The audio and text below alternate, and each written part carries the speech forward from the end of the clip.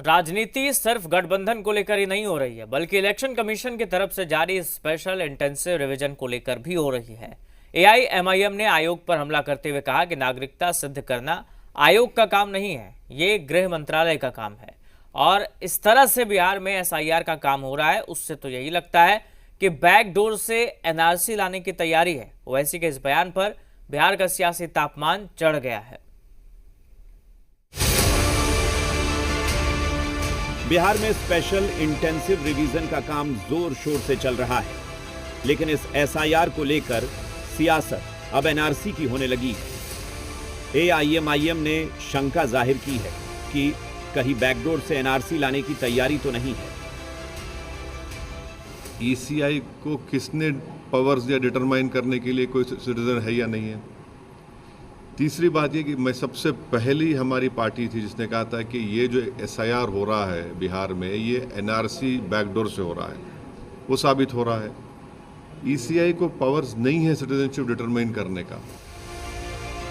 तो क्या ओवैसी एसआईआर के बहाने अब एनआरसी का मुद्दा बिहार में उठाना चाहते हैं? विरोधियों को तो यही लगता है कि एआईएमआईएम अवाम को गुमराह कर रही है।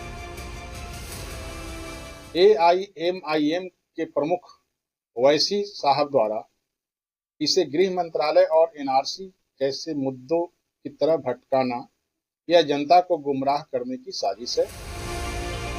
तो वहीं आरजेडी की माने तो बिहार की जनता इतनी जागरूक है कि किसी की दाल यहां पर आसानी से गलने वाली नहीं है।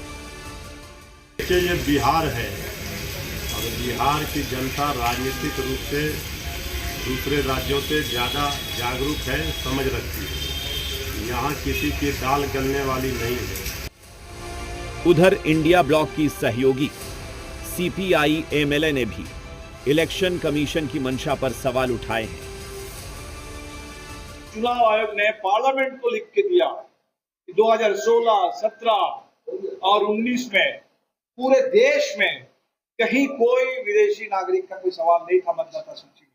सिर्फ 2018 में चुनाव आयोग के पास 3 शिकायत थी मतदाता सूची में कहीं विदेशी नागरिक।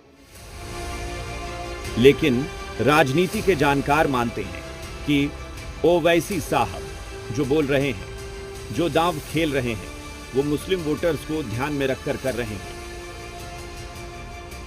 ओवैसी साहब बात कर रहे हैं, उनका एक अलग इशू है। वो बात एनआरसी की कर रहे हैं, जिसका शुरू से विरोध कर रहा है। एक समझ बनी है कि भाई एनआरसी का मतलब है मुस्लिम विरोधी ये योजना है, बीजेपी का एजेंडा है और इसका खासकर